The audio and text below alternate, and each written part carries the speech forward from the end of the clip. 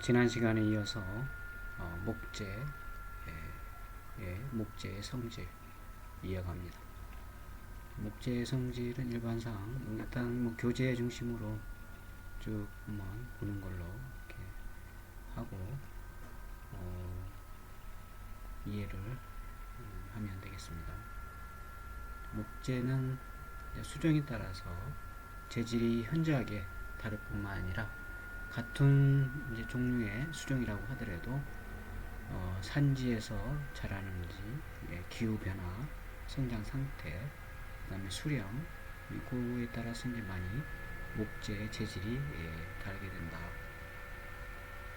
이런 얘기고, 목재를 사용할 때는 목재 본래의 성질을 알고 그 특성을 살려서 사용하는 것이 좋다.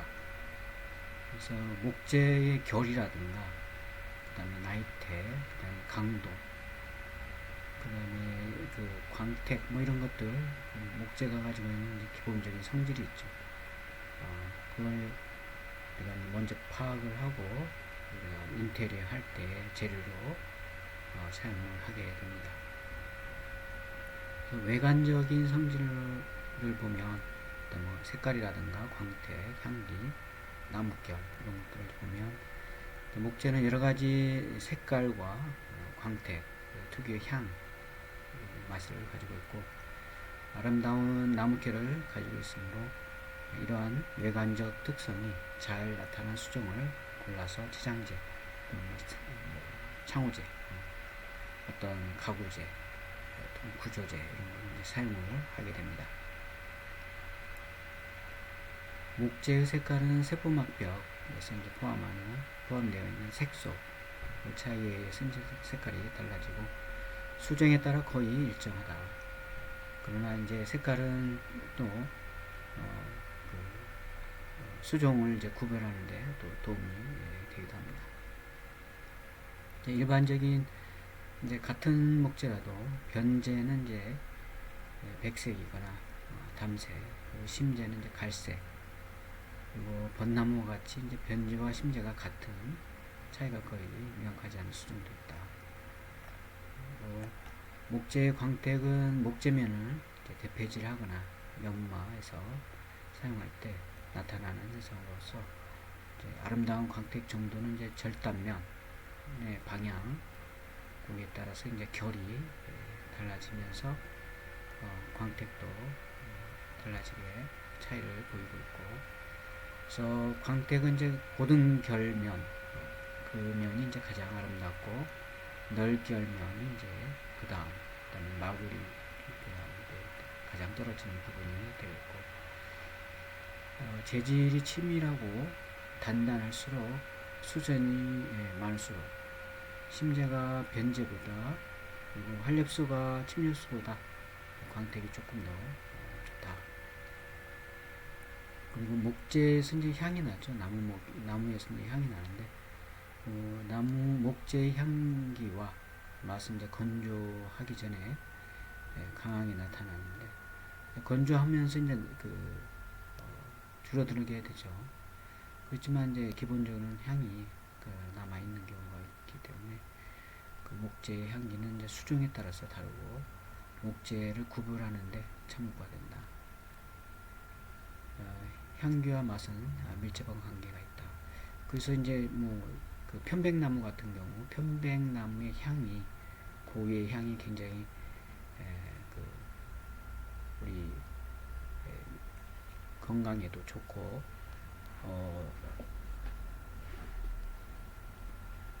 좋은 향을 생활하는데 가져다 주죠. 그리고 또 그 편백나무의 향만 있는 게 아니고 그 편백나무의 원액 짜가지고 이렇게 그 향을 맛을 보면 같은 아주 상큼한 그런 향이 그리고 맛이 느껴지기도 합니다.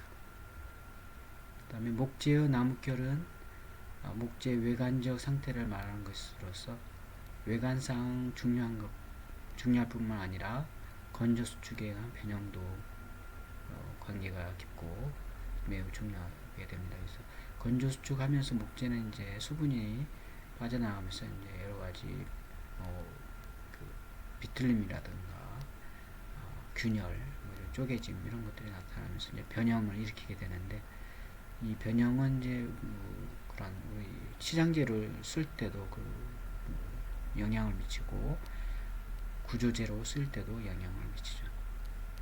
치장제 및 가구제로 사용하는 목재는 이제 색깔, 광택도 중요하지만 나뭇결이 얼마나 아름다운가에 따라서 가치가 달라진다.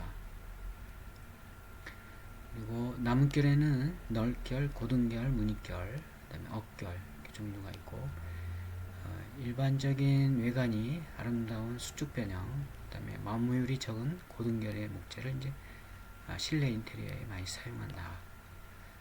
그리고 물리적 성질에는 이제 비중이라든가 함수율이 있게 되는데, 목재의 물리적 성질로서는 이제 비중 그리고 함수율 이런 게 있고, 비중과 함수율에 따라서 그 목재의 강도와 수축, 팽창 그런 영향을 갖게 되겠죠. 함수율이 뭐 많으면 아무래도 수축, 팽창, 변형의 영향이 더 크게 되겠죠. 강도에도 영향을 미치고, 강도가 이제 함수율에 의해서 건조하면서 이제 함수율이 적어지고, 거기에 따라서 변형이 일어나고, 그러면서 강도도 이렇게 떨어질 수도 있죠. 균열이 이런 게 발생한다든가 비틀림이 있다든가 그런 경우에는 이제 영향을 미친다 이렇게 보면 되겠고, 그다음에 목재의 비중을 이제 목재를 구성하는 세포막의 두께하고 목재 속의 수분에 따라서 다르고, 수분은 이제 공국 속에 있으므로 목재 안에 있는 공국의 다수에 따라서 비중도 달라진다. 따라서 이제 목재 비중은 목재가 품고 있는 수분의 양에 따라 단위 용적 중량으로 이제 표시할 수가 있다. 그래서 목재의 비중은 목재 성분 중 수분을 공기 중에서 제거한 상태의 비중을 이제 기건 비중 이렇게 얘기하고, 0.3에서 0.9 정도 이 정도 된다. 그다음에 목재가 공국을 포함하지 않는 실제 부분의 비중, 이걸 이제 진 비중이라고 얘기하고, 수종이나 수령에 관계없이 1.54 정도 비중을 갖게 되고, 동일한 종류의 목재라든지 나이테 또는 밀도, 생육지, 수령, 심재와 변재에 따라서 비중이 이제 다르게 된다. 그 다음에 목재의 비중은 강도와 밀접한 관계가 있고, 따라서 이제 비중을 측정하면 목재의 강도를 어느 정도 추정할 수가 있다. 그래서 비중이 크면 클수록 강도가 커지게 된다 이렇게 보면 되겠습니다.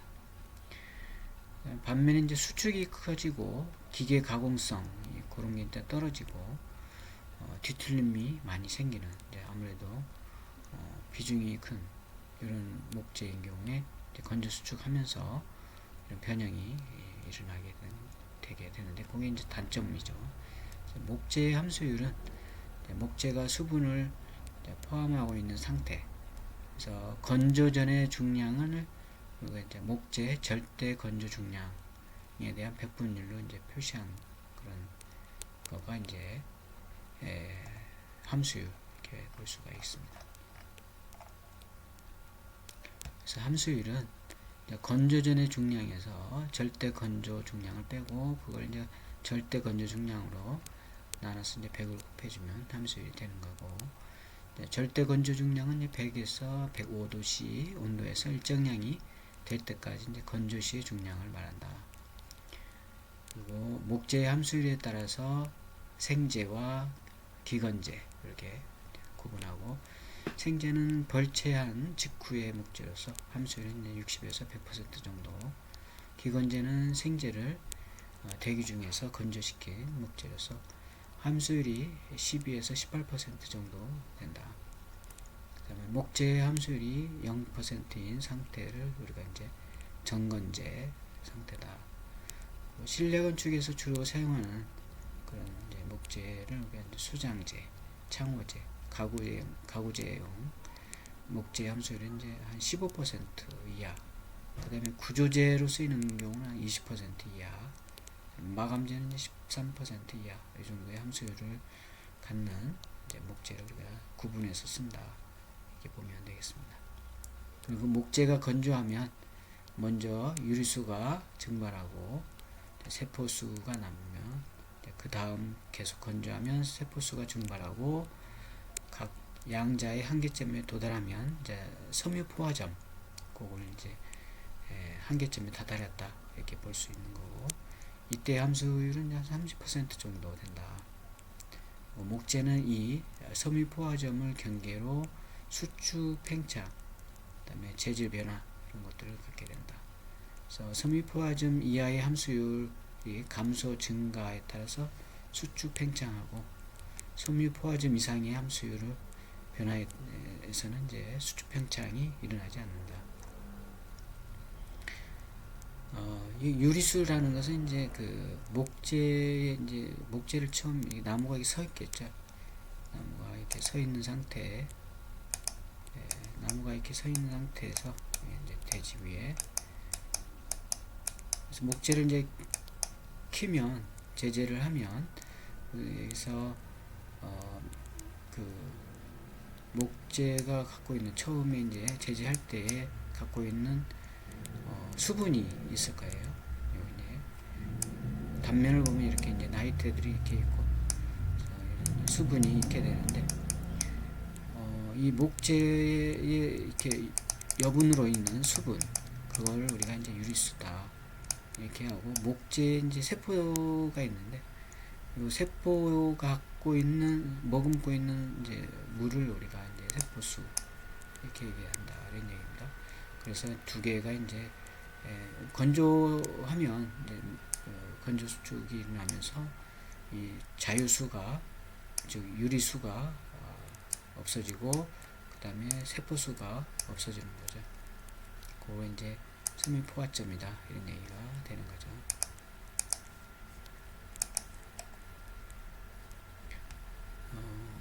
그 다음에 동일 나물결에서도 이제 변제는 심재보다 수축이 크고 비중이 적은 목재일수록 수축 팽창의 변형은 적다.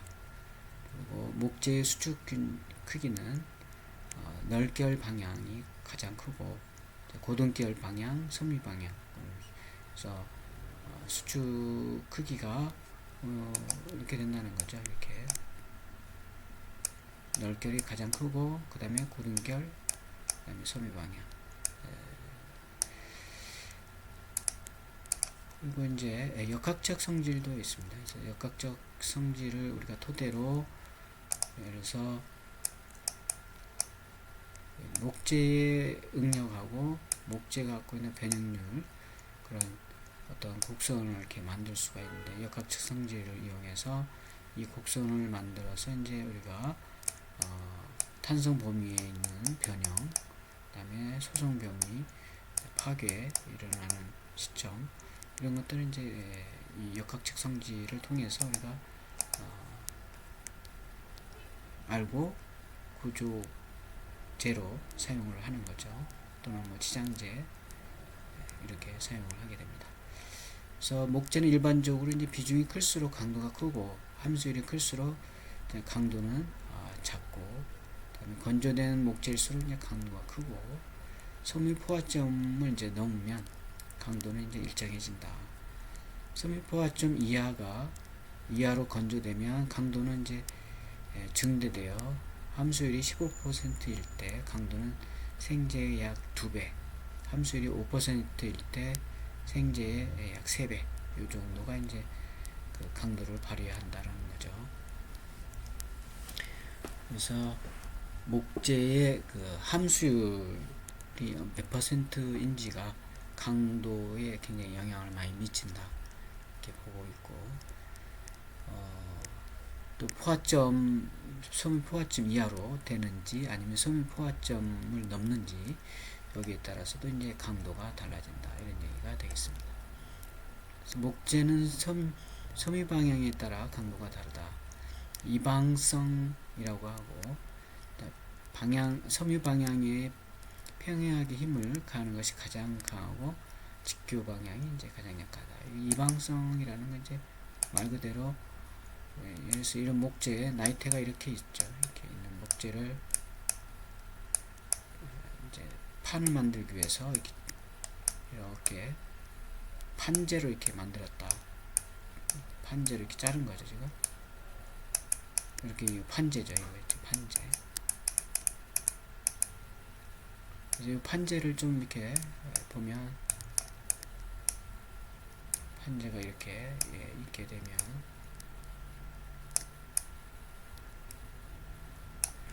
요 결이 이렇게 있는 거죠, 이렇게 무늬결이 이런 식으로. 예를 들면 이제 이런 식으로 있는 무늬결이 있을 때에 이방성이 여기 이 점을 이제 임의의 점에서 보면 이 섬유 방향, 섬유질 방향, 섬유결 방향이 있고 거기에 직각 방향이 있는 거죠. 요 결에 직교되는 직각 방향이 있어서 이제 일방향이 아니고 이방성을 갖는다, 이런 얘기가 되겠고, 당연히 이쪽 섬유질 방향, 섬유질 방향에 하중을 이렇게 가하면 섬유질 방향에 대해서는 뭐 물론 이제 그 압축력이냐 인장력이냐에 또는 뭐 어떤 전단 비틀림 여러 가지 그 하중의 그 종류가 있게 되는데, 그래서 압축을 예를 들면 압축인 경우는 이제 상당히 이 섬유질 방향에 대해서 이제 잘 견디는 그런 거가 된다, 이런 얘기가 되겠습니다.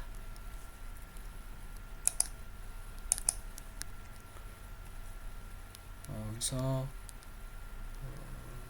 섬유 방향에 평행하게 힘을 가하면 이제 압축을, 아까 예를 들어서 압축을 한 경우에는 이제 가장 강하고 그게 직교 방향은 이제 약하다. 그리고 목재 강도 중에서는 이제 인장 강도가 가장 크고 전단 강도는 가장 약하다. 그리고 이제 목재의 섬유부가 이제 파괴되기 쉬운 전단 강도가 작기 때문에 이제 목재의 접합부에서 이제 파괴가 많이 일어나는 부분이다, 이렇게 보면 되겠습니다. 그래서 이제 역학적 성질을 우리가 이런 것들은 이제 그 숙지해서 목재를 사용할 때 고려를 한다, 이렇게 보면 됩니다. 이제 목재 섬유 평행 방향의 인장 강도는 여러 강도 중에서 이제 가장 크고, 그러나 이제 목재를 이제 인장재로 쓸 때 이음부가 이제 취약하죠. 목재는 이음기가 참 쉽지 않죠. 그래서 뭐 나중에 그 우리가 이제 그 지금 뭐 재료 시간이긴 하지만 건축 구조에 보면 이제 여러 가지 그 이음 방법이 있죠. 장부 맞춤 이음이라든가 제어 이음이라든가 뭐 여러 가지 이음 이음 방법들이 있는 건데, 그런 걸 통해서 이제 부재를 이어서 이제 사용을 하는 거죠.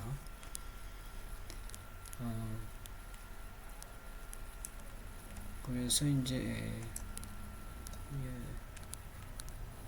목재 강도에는 이제 여기까지 했죠.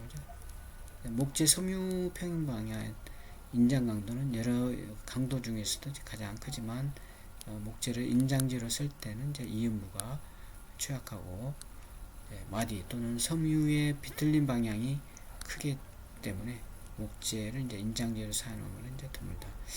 그렇죠. 아무래도 이제 압축재나 이런 데 이제 주로 쓰는데, 인장재로는 이제 이어서 쓸 때 그 이음부가 굉장히 이제 응력이 집중하는 현상이 일어나고 거기에 이제 나중에 그 파단이 일어나는 거니까 인장재로는 이제 이어서 쓰는 건 좀 그리고 또 있지 않더라도 이음부가 없더라도 인장재로 쓰는 것은 그 응력을 충분히 내력을 검토해서 써야 된다, 이런 얘기가 되겠습니다. 그다음에 목재는 기둥으로 사용하는 경우가 많은데, 아까도 얘기했듯이 이제 그 압축용으로 이제 많이 사용하는 거죠. 우리 한옥의 이제 기둥들이 여러 가지 한옥이나 이런 데 보면 기둥이 있는데 대부분 이제 그 기둥에 목재로 이렇게 쓰고, 물론 이제 석가래나 이런 부분도 목재로 쓰죠. 그렇지만 이제 주로 그 기둥이 이제 그 집을 전체 그 뼈대에 해당되는, 골조에 해당되는 부분을 담당해 준다, 이렇게 보면 되겠습니다. 그래서 목재는 섬유의 평행 방향으로 압축력을 받게 된다. 이때 압축 강도는 크고 섬유의 직각 방향 압축력은 이제 낮다. 아까 얘기한 거가 되겠습니다. 그다음에 목재의 압축 강도는 이제 옹이가 있으면 감소하고, 죽은 옹이가 이제 생옹이보다 감소율이 크고, 그다음에 지름이 클수록 감소율도 크다. 당연히 이제 옹이 자체가 결함이죠. 우리가 이제 구조적으로 보면, 재료나 이런 걸 보면, 그래서 이 옹이가 있는 부위에 이제 나중에 그 건조 수축하면서 건조되면서 옹이 부위가 각각 이제 서로 다르게 수축하는 거죠. 예를 들어서 아까 여기 판재가 이렇게 있는데, 판재가 이렇게 있다 할 때 여기에 이제 이렇게 옹이가 이렇게 있다. 그럼 이 옹이가 이렇게 이제 안에 옹이가 있는 거죠. 그래서 옹이가 빠져나가면 빈 공간이 되는데, 이제 건조 수축할 때 이쪽 부분의 건조 수축하고 옹이의 건조 수축이 서로 이제 다르는 거죠. 여기 옹이 부위의 건조 수축하고 이쪽 부위의 건조 수축하고 서로 그 건조 수축의 수축량이 다르게 되면서 이제 이 옹이가 쏙 빠져나가는 그런 형태가 되고, 건조 수축이 이제 완료됐을 때, 다 이제 건조됐을 때, 여기에 이제 구멍이 생기는 거죠. 결함이 되는 거죠. 구조적으로 보면 압축력을 가한다든가 어떤 전단력이나 이런 것들을 가할 때 아무래도 그 구멍이 생긴 요 부위에 이제 응력들이 집중해서 응력들이 집중한다는 얘기죠.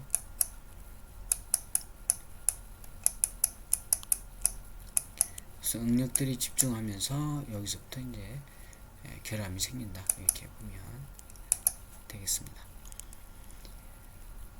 그리고 이제 사각단면 기둥의 경우에는 이제 기건 상태 또는 그 이상의 함수율의 기둥에서 어느 비탈면에 따라서 파괴가 일어난다. 또 비탈면은 나무결 측에서는 섬유의 직각으로, 억결 측에서는 이제 45도에서 60도 경사를 나타내는 경우가 많다. 그리고 목재를 휨재로 사용하는 경우가 많은 거로, 즉 이제 이 목재는 이제 기둥으로 많이 쓰죠. 사실 기둥으로 이제 많이 쓰는데, 휨재 즉 보로도 쓰이는 수가 있다는 얘기죠. 석가래나 이런 거 마찬가지가 되겠죠. 그래서 휨 강도는 역학적 성질 중에서 가장 중요한 요소 중에 하나다. 그리고 목재가 휠 때는 압축, 인장, 전단 요거 동시에 일어난다. 그리고 휨 강도는 옹이가 클수록 감소가 크다. 목재의 휨에 저항하는 휨 강도의 크기는 압축 강도의 약 1.75배 정도 된다. 그리고 휨 강도에 의한 파괴 현상은 압축면이 자굴 하여 파괴되고, 그 반대쪽 측면에서는 이제 인장이 되고, 중간층은 전단력이 생긴다, 이런 얘기가 되겠습니다. 이게 이제 역학적 성질이고, 또 경도, 하드닝, 어느 정도 딱 견고하냐, 딱딱하냐 이거죠. 그다음에 마멸에 대한 내부의 저항력, 이런 것들에 따라서 바닥용으로 쓸 건지 목재를, 마감용 목재를 쓸 것인지 검토한다. 그리고 마구니면이 이제 경도가 가장 높고, 고든 결면과 널 결면은 이제 별로 차이가 없다. 일반적으로 이제 비중이 큰 목재가 경도가 높고, 마구리의 경도는 이제 고등결의 3배 정도 된다, 이렇게 보면 되겠습니다. 그 다음에 이제 열인데, 불이죠, 불. 목재는 뭐 아시다시피 이제 불에 약한 재료가 됩니다. 그래서 목재는 조직 가운데 공간이 있기 때문에 여기에 이제 그 공간에 있는 목재의 어떤 특징 때문에 이제 열의 전도가 더딘다 이렇게 보면 되고, 열 전도율은 비중이 크고 함수율이 증가할 때 같이 이제 증가하고, 열 전도율이 낮은 것은 세포의 공급에 의한 것으로 다공재 목재, 즉 겉보기 비중이 작은 목재일수록 이제 열 전도율이 작다 이렇게 보면 되겠습니다. 그 다음에 목재를 100도씨 이상 가열하면 목질부 조직의 섬유가 이제 분해되기 시작한다. 그래서 조금 나와 있는 것처럼 250에서 260도 이게 이제 인화되는 온도가 되고, 목재의 275도 전후에서 이제 분해가 일어난다 이렇게 보면 되겠습니다. 400에서 450도에 달하면 자연 발화 시점이 되고, 100도씨 이하의 낮은 온도에서 장시간 계속해서 가열하면 이제 재질이 이제 변하게 되는 거죠. 그래서 흡수성, 신축성 이제 감소된다. 탄력을 잃게 되는 거죠. 여기에 목재의 그 수종하고 그 나뭇결에 대해서 이쪽 이렇게 나타낸 그림이 되겠습니다. 그리고 마찬가지, 그리고 목재의 수축, 그 다음 하중에 대한 파괴현상 이렇게 되어 있어요. 한 번씩 보시고 천천히 이해하면 되겠습니다. 그리고 목재의 이제 흠인데, 목재의 흠이란 목재 품질에 대한 결점을 이렇게 나타내는 것이죠. 옹이라든가 갈라짐, 흠결, 거친 여러 가지 이런 거, 혹, 송진머리, 송진구멍 이런 것도 마찬가지입니다. 그다음에 목재의 흠은 외관을 손상시킬 뿐만 아니라 강도, 내구성 이런 것들 떨어뜨리고 이온 가치를 이제 낮게 만들죠. 근데 그 용도에 따라서는 강도와 같은 목재에 관계없이 외관 요것만 이제 사용해서 쓰는 경우에는 또 치장제라든가 이런 걸로 이제 사용이 가능하죠. 그 다음에 옹이, 나무의 가지가 줄기의 조직에 말려 들어간 것으로서 생옹이와 죽은 옹이가 있다. 그래서 옹이는 이제 목재의 인장, 휘음 강도 저하시키고 가공하기가 이제 좋지 않고 외관도 손상된다. 그리고 이제 옹이가 건조되면서 이제 빠져나가면 강도가 저하된다. 그다음에 갈라짐은 불균일한 건조, 수축에 의해서 생기는 것으로서 노목에서 이제 흔히 나타난다. 갈라짐 형상, 위치에 따라서 이제 심재 성형 갈라짐, 변재 성형 갈라짐, 심재 원형 갈라짐 이런 게 있다. 그리고 틀린 결, 나뭇결이 이제 목재 마구리에서 마구리까지 이어지지 못하고 끊긴 그런 끊긴 결이다 이렇게 얘기하고, 꼬인 나무를 제지하며 나타난다. 나무가 이제 이렇게 쭉쭉 자라는 나무도 있지만 나무끼리 이렇게 꼬이거나 여러 가지 이렇게 경사지거나 해서 이제 자라기도 하죠. 여러 가지 형태로 자라는데, 꼬인 나무를 이제 제재를 하면 이런 결이 끊겼다가 또 생기고 생긴 형태 이렇게 나타나는 거죠. 그래서 이런 것들은 이제 강도가 떨어지고 뒤틀림이나 부러지기가 쉽다. 그리고 흠결, 나무 결이 이제 고리지 못한 것으로서 나무가 자라는 동안에 이제 부러지거나 상한 것에 의해서 생기는 그런 결을 이제 흠결이라고, 내구적이지 못하다. 거친 결은 연륜 간격이 지나치게 넓은 그런 경우에는 이제 너무 빠른 성장에 기인해서 강도가 떨어지고 내구성이 떨어지는 그런 거친 결이 이제 있다. 이런 얘기가 되겠습니다. 그 다음에 껍질박이 지선. 껍질박이는 이제 수종이 성장 도중 세로 방향의 외상에서 이제 수피가 말려 들어간 것으로서 이제 잎이라고도 하고 이온같이 이제 떨어뜨리고 사용상 지장을 주는 게 이제 이 껍질박이가 되겠습니다. 지선은 이제 목질부 내에서 수지가 계속 흘러나오는 선이 생겨 건조 후에도 수지가 계속 흘러나오는 게 되니까 가공이 이제 불편하고 사용에도 이제 제한이 되는 거죠. 그 다음에 송진 구멍하고 혹이 있는데, 송진 구멍은 이제 목질의 틈서리에 송진이 모인 곳으로 소나무에 이제 많이 있고, 목재를 이제 뒤틀리게 하기 쉽고 가공하기도 이제 어렵다. 혹은 섬유가 집중돼서 껍질의 외부에 이제 부풀어 나오는 것으로서 나무 세포가 꼬인 것, 이걸 이제 혹이다. 이것도 마찬가지로 장애가 되니까 가공도 쉽지 않고 뒤틀리기도 쉽다. 이렇게 보면 되겠습니다. 그래서 이제 여기에 그림이 있는데, 목재 옹이, 이렇게 생옹이, 죽은 옹이, 이제 요거 이쪽에 수축하고 이쪽에 수축이 서로 다르면서 이제 여기 만약에 판재다 그러면 이제 옹이가 이제 빠져나가면서 이거 구멍이 생기는 거죠. 그래서 여기 이제 이렇게 절단을 해보면 이렇게 나온다. 요거 이제 이 죽은 옹이니까 이제 아까도 얘기했듯이 요건 이제 가지가 이렇게 있는 상태고 여기 이제 없는 상태에서 죽은 상태가 있는 거죠.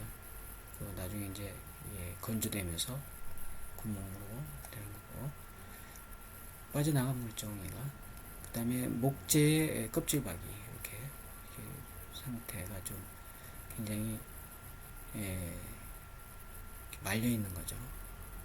그 다음에 심재 성형 갈라짐, 변재 성형 갈라짐, 그 다음 심재 원형 갈라짐. 그래서 갈라짐 형태가 이렇게 있는 거죠. 심재 원형, 여기 심재 이렇게 원형으로 이렇게 갈라지는 거죠. 이렇게 이런 식으로. 그 다음에 변재, 이렇게 이제 변재 부분에 이렇게 갈라진 형태, 심재 부분에 갈라진 형태 이렇게 나타납니다. 이제 그리고 이제 그 목재의 역학적 성질, 그 다음에 결함 이런 것들을 쭉 봤는데, 그다음에 목재의 이제 내구성이죠.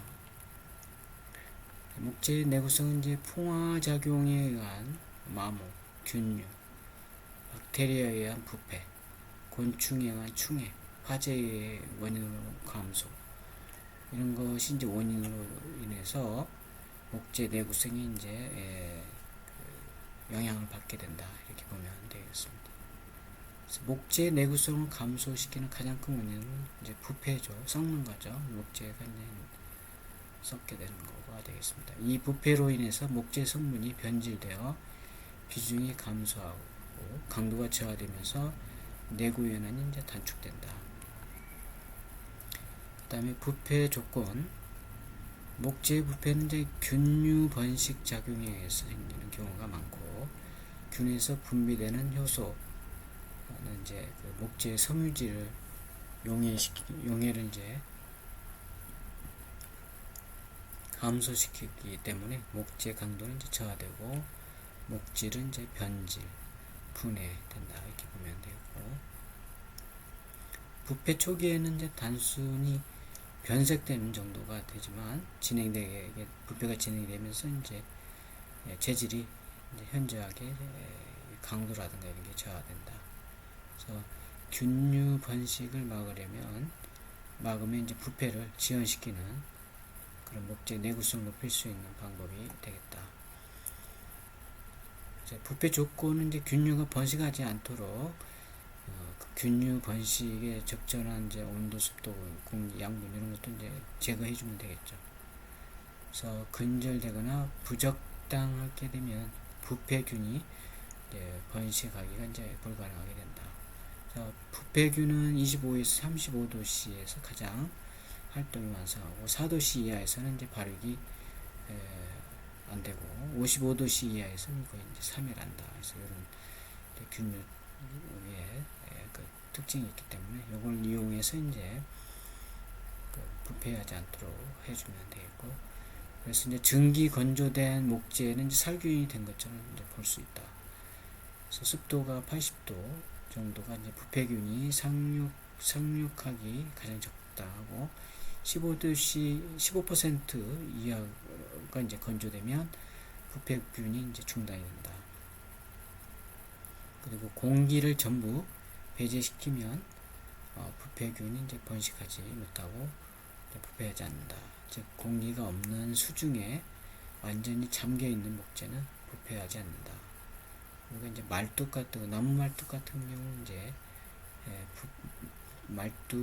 나무 말뚝의 부패를 방지하기 위해서 수중 지하수 이 아래까지 이제 나무 말뚝을 박는 이유도 부패를 막기 위한 거죠. 목재는 단백질, 전분 이런 것들 이제 있어서 양분을 많이 포함하고 있고 부패균이 번식하기 좋다. 그런 조건이 많다. 그래서 방부 처리를 해줄 필요가 있다. 그래서 목재 방법에는 이제 목재 방부법, 균류에 대해서 양분을 부적절하게 처리하는 방법. 그래서 방부법에는 이제 방부제 사용해서 목재 표면에 도포해서 균류가 이제 살지 못하도록 해주는 방법이 있고, 또는 주입해서 하는 방법이 있다. 도포하는 방법이 가장 간단한 방법이고, 목재를 충분히 건조시켜 그다음에 건조시킨 다음에 이제 균열이나 이음부 등에서 솔로 이렇게 칠하는 거죠. 방부제를 이제 칠해서 막는 거가 되겠습니다. 그리고 방부제 용액을 목재에 침투시키는 주입법, 그 다음에 방부제 용액에 며칠 동안 침지시키는 침지법, 그리고 목재 표면을 탄화시키는 탄화법, 그리고 햇볕을 쬐는 일광법, 이런 것들이 이제 방부의 방법이 되겠습니다. 그리고 목재의 방부를 목적으로 보통 사용하는 방부제는 이제 콜타르, 아스팔트, 그 다음에 크레오소트 오일, 그 다음에 PCP, 그 다음에 무기염류, 황산구리, 브라소다, 염화아연, 이런 것들이 이제 방부 목적으로 쓰이는 방부제가 되겠습니다. 이렇게 되겠고, 그 다음에 목재, 이제 지금까지 내구성을 우리가 봤는데, 건조를 이제 보면, 목재 건조가 상당히 이제 중요하게 되는데, 내부의 수분이 이제 외부로 이동하는, 그래서 표면에서 이제 증발해서 이제 날아가는 거죠, 수분이. 아까 이제 유리수라든가, 섬유, 세포에 있는 세포수, 이런 것들이 이제 날아가면서 이제 건조되는 거다. 이렇게 보면 되겠습니다. 그래서 목재는 건조에 의해 내부의 수분이 빠져나가 함수율이 30% 이하로 건조되면 수축되어서 균열이 생기거나 변형되지만 부패나 부식 이런 것들은 이제 좀 피할 수가 있고 보존할 수가 있어서 내구성을 이제 높이는 효과가 있다. 그 다음에 목재가 건조되는 과정에서 수분이 빠져나가는 온도, 습도, 풍속 이런 것들이 이제 영향을 미치고, 온도가 높고 풍속이 빠르면 건조 속도가 이제 굉장히 빨라지게 되고, 습도가 높을수록 이제 건조 속도는 이제 늦게 된다. 그리고 기후 조건 외에도 목재의 비중이 클수록 건조 속도는 이제 늦어지고, 그다음에 목재 두께가 두꺼울수록 건조 시간이 이제 길어진다. 그다음에 건조의 이점을 보면 목재의 강도를 높여주고 내구성을 증진시킨다. 그 다음에 목재를 부패균으로부터 부식을 방지해주고 벌레로 인한 피해를 예방해준다. 그 다음에 목재를 도장하는데 접착성, 그 다음에 도장성 이것도 향상시켜주고 목재 사용 후에 수축 균열을 이제 방지해준다. 그 다음에 목재의 절단, 이염 및 맞춤 등의 가공성을 이제 높여주고 정밀도를 기대할 수 있게 된다. 그 다음에 목재의 중량을 경감해 줌으로써 취급 및 운반을 용이하게 한다. 그 다음에 목재의 방부제하고 그다음에 합성수지 주입을 이제 용이하게 할 수 있다. 건조 방법인데 자연 건조하고 인공 건조가 있게 되겠는데, 자연 건조는 목재를 이제 자연 조건에서 건조하는 방법으로서 공기 건조법, 수침법 이렇게 두 가지가 이제 자연 건조법이 방법이 있고, 자연 건조법에 이제 특별한 장치는 이제 필요 없고 이제 일시에 많은 목재를 건조시키는 이점이 있고, 건조 시간이 좀 길죠. 자연 상태에서 하다 보니까. 그리고 장소가 넓은 장소가 필요하고, 그다음에 변색, 부패가 이제 일어나기 쉽다. 그다음에 자연 건조 중 이제 공기 건조법은 이제 햇볕이나 눈비가 직접 닿지 않고 통풍이 잘 되는 옥이나 옥내에서 건조하는 그런 방법이 이제 가장 간단하고 경비도 적게 들고 일반적인 건조 방법이다. 그다음에 지면에 직접 닿지 않도록 40에서 50cm 정도 이제 기초를 하고 바람 방향과 직각이 되는 목재를 쌓아서 서로 이제 바람이 잘 통하도록 하는 거죠. 건조 기간은 이제 두께 3cm 정도의 판재 기준으로 침엽수는 2에서 6개월, 활엽수는 6에서 12개월, 그리고 큰 목재는 이제 2년 정도 걸리는 경우도 있고 상당히 길죠. 그 다음에 잘 건조된 목재라 할지라도 실내에서 2주일 정도 두어야 사용할 수가 있는, 그러니까 자연 상태에서 건조가 됐더라도 이제 실내에서 또 이렇게 건조가 된 수분이 빠져나간다는 얘기죠. 그래서 자연 건조법 중에 이제 수침법, 이제 건조시킬 전에 예비 처리로서 이제 목재를 3, 4주 계속 흐르는 담수에 침지 담가 두는 거죠. 시켜서 수액을 이제 수중에 용출시키는 건조 방법이 되겠고, 이 방법은 이제 공기 건조 시간을 단축시키기 위해서 이제 사용하는 거고, 재질이 부러지기 쉽게 할 뿐만 아니라 강도 저하를 가져올 수 있는 그런 이제 단점도 있다. 수축에 의한 결점을 적게 해주는 이제 장점도 있다. 그 다음에 인공건조법은 이제 실내에서 온도하고 습도의 조절에 의해서 건조시키는 방법으로 자연건조보다 목재의 수분을 빨리 제거하기 위해서 적극적으로 이제 사용하는 방법이고, 단시간에 건조시킬 수 있는 그런 장점이 있다. 근데 이제 시설이 필요하니까 시설 비용이 이제 들어오는 비용이 드는 이제 단점이 있죠. 인공건조법에는 다음과 같은 고주파 건조, 연소 가스 건조, 약품 건조 이렇게 있다. 그래서 증기 건조 방법에는 이제 증기 건조는 이제 건조실에 가열된 증기로 목재의 수분을 이제 제거하여 건조시키는 방법으로 가장 많이 쓰인다. 그 다음에 송풍 건조, 가열된 공기를 송풍기로 건조실에 보내서 목재를 이제 가열 건조시키는 방법으로 얇은 판이나 삼나무 건조할 때 이제 적당하고, 훈연 건조, 뭔가 이제 연소 가마, 나무 부스러기, 톱밥 이런 것도 태워서 연기를 피워서 이제 건조시키는 방법이고, 목재 표면에 매연이 이제 붙으면 이제 변색되기 쉽고 화재 우려도 있죠.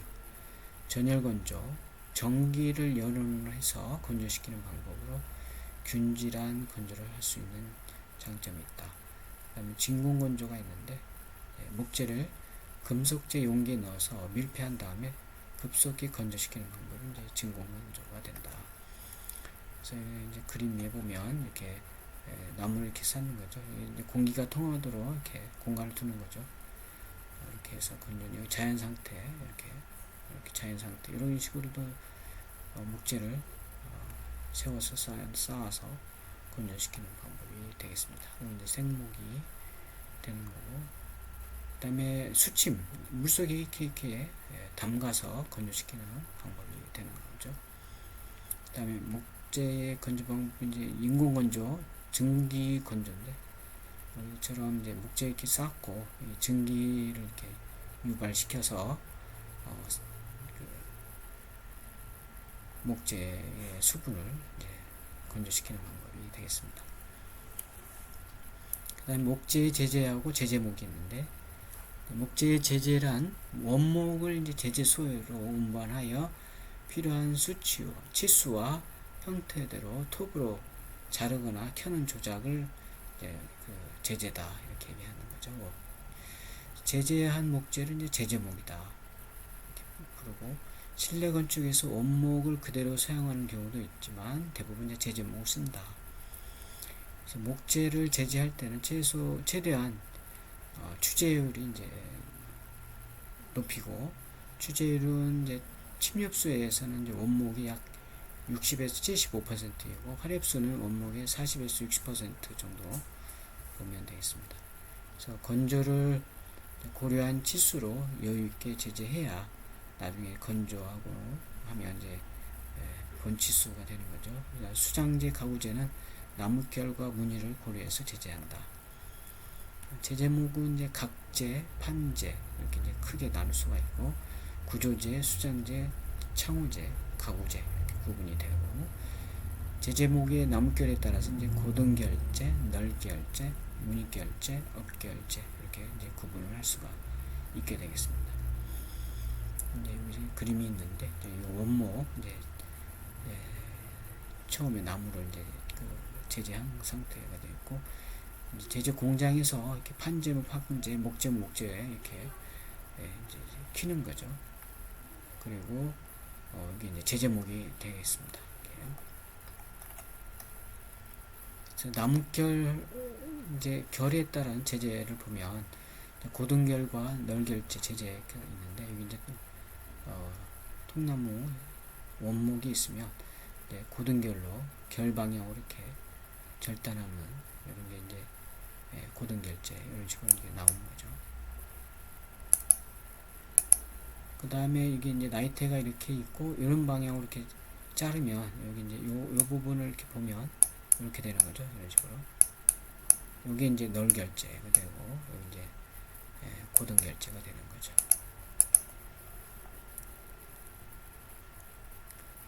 그 다음에 목재 식별하고 선택 방법인데, 종류가 이제 목재 종류가 여러 가지가 있으니까 색깔, 광택, 향기, 나뭇결, 비중, 강도, 경도, 내구성 이런 여러 성질이 이제 다르기 때문에 제재된 상태에서 어떤 목재인지 이제 알아내기는 이제 매우 어렵다. 그래서 목재를 이제 용도에 맞게끔 선택 사용하는 방법으로는 면밀하게 관찰해서 종류, 특성 이런 것들, 모으는 자료 또는 어떤 비교, 검토, 식별 이런 것들이 이제 사용하는 방법이 좋겠고, 그래서 경질의 두께와 모양, 나이테, 색깔, 향기 유무, 나뭇결, 이제 무겁거나 가벼운 정도, 그 다음에 도관 형태, 수지수의 유무, 광택 정도, 그 다음에 단단한 정도 이런 것들을 가지고 이제 식별해서 쓴다. 목재 선택 방법은, 목재는 이제 원목이 성장하는 과정에서 벌채, 운반, 건조, 제재 이제 장시간 어떤 과정을 거치기 때문에 용도에 맞는 선택하기는 이제 어렵다. 그렇지만 이제 우리가 어떤 목적성을 가지고 이런 과정을 거쳐서 목재를 이제 선택해서 사용하면 되겠습니다. 그래서 수장재로서 좋은 목재를 선택할 때는 나뭇결이 좋고 무늬가 고울 것, 건조가 잘 된 것, 몽이, 균열 이런 것들이 없고 흠이 없는 것, 균일한 색깔, 그 다음에 고유의 향기, 광택이 있는 것, 나이테가 이제 원형에 가깝고 재질이 균일한 것, 두드려 보아서 맑은 소리를 내는 그런 목재, 이런 것들을 이제 선택하는 거다. 그 다음에 목재 규격하고 치수 표시인데, 각재는 두께가 60mm 이상이고 너비는 이제 두께의 3배 미만인 경우에 이제 그걸 각재라고 하고, 횡단면이 정방향인 정각재, 장방향인의 평각재, 이렇게 이제 또 각재도 구분을 했었습니다. 각재는 실내 건축에서 주로 목재, 목조, 벽틀 또는 칸막이 이런 데 이제 구조틀 이런 데 만들 때 이제 구조재로 많이 쓰이고, 창호틀, 가구의 뼈대 이런 데도 이제 쓰인다. 그 다음에 판재는 두께 60mm 미만, 너비는 두께의 3배 이상인 거, 좁은 판재, 넓은 판재, 두꺼운 판재 이렇게 구분해서 판재를 쓰고, 판재를 이제 널재, 이렇게 넓은 판재 이렇게 해서 널재라고 이렇게 부르기도 하고, 판재는 이제 실내 건축에서 이제 수장재, 창호재, 가구재 이런 데 이제 많이 쓰인다. 이렇게 보면 되겠습니다.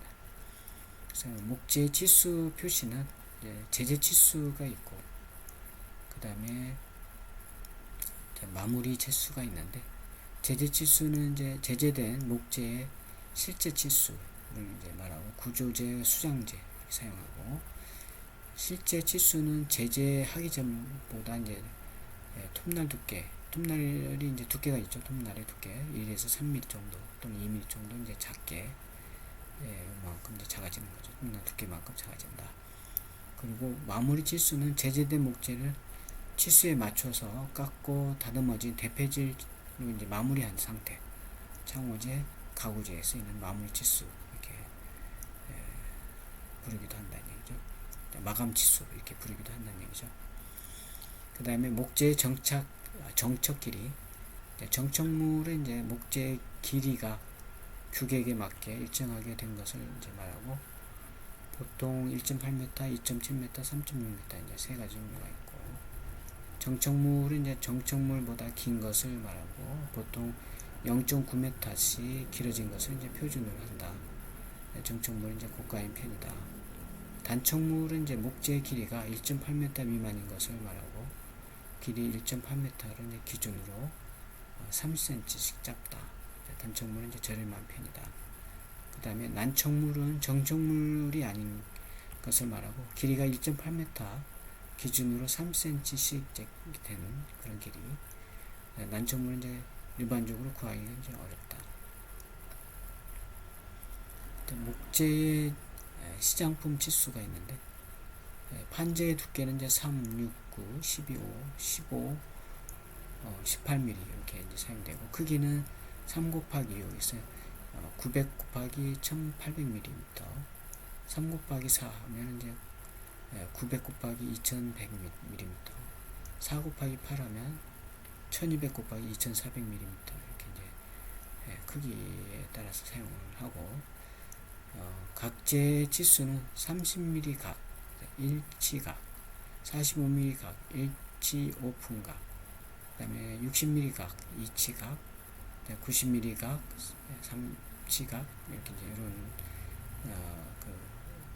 각재 치수를 이제 많이 쓰이고 있다. 그 다음에 이제 2x4 이렇게 얘기하기도 하고 4x4 뭐 이런 얘기 하는데, 2x4라고 하면 이제 90mm 곱하기 45mm 요걸 이제 2x4 치수의 각재로 목조 주택을 이제 이렇게 짓는 그런 경우를 이제 2x4라고 한다. 이렇게 보면 되겠습니다. 그 다음에 목재의 취급 단위는 우리가 이제 지금 이제 밀리미터 단위, 즉 메터 단위로 보면 이렇게 되겠는데, 그래서 요걸 뭐 1입방미터는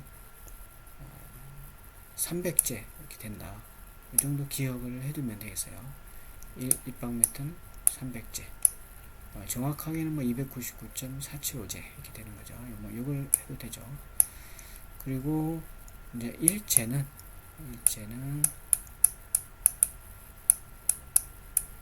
요거의 역수가 되는 거죠. 300분의 1 입방미터 이렇게 된다. 기억을 해두면 되겠습니다. 그래서 종래는 이제 일치각 12자 길이의 최적을 이제 단위로 해서 한제라고 했는데 지금도 써요. 사실 목재 단위로. 그리고 한자는 이제 열자 길이를 이제 일석 큰 단위로 쓰기도 한다. 그리고 이제 참고로 또 여기 나온 것처럼 이제 미국이나 이런 데서는 이제 보드피트로 쓴다. 그래서 1인치 두께 1평방 피트 이렇게 되어 있는 것을 1보드피트 이렇게 얘기한다는 얘기죠. 자, 여기 보면 1인치 12피트의 길이 최적 단위가 이제 쓰이는 거다. 이렇게 보면 되겠습니다. 그래서 1 입방미터는 300제 정도 되고 보드피트로 하면은 이 정도 438.596 보드피트 정의되어 있는 걸 좀 기억을 해두면 좋겠습니다. 그리고 한제는 1치 곱하기 1치 곱하기 12자 그래서 또는 이렇게 표시하기도 하고, 한제는 아까 얘기했듯이 뭐 이 숫자가 암기하기 좀 어려우니까 300분의 1 입방미터 이렇게 기억하면 되겠죠. 1석은 일자 한자 곱하기 열자 1 보드피트는 1인치 곱하기 12피트 그래서 1 보드피트는 이 정도 되고 이 정도 된다. 입방미터하고 제로 표시할 때는 이렇게 된다.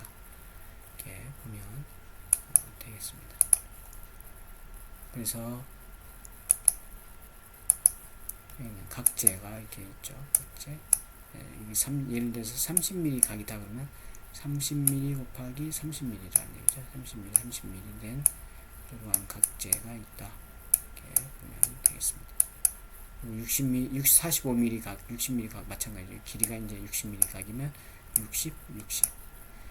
그 다음에 이제 판재, 널재라고 하는 경우 3, 6, 9, 12, 15, 18mm의 크기로 있는데 이게 이제 폭이 있고 두께는 이제 3mm 두께의 길이가 이렇게 되는 거죠.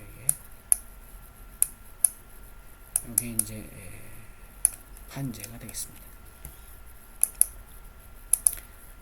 자, 오늘은 여기까지 하는 걸로 하고 마치도록 하겠습니다. 수고했어요.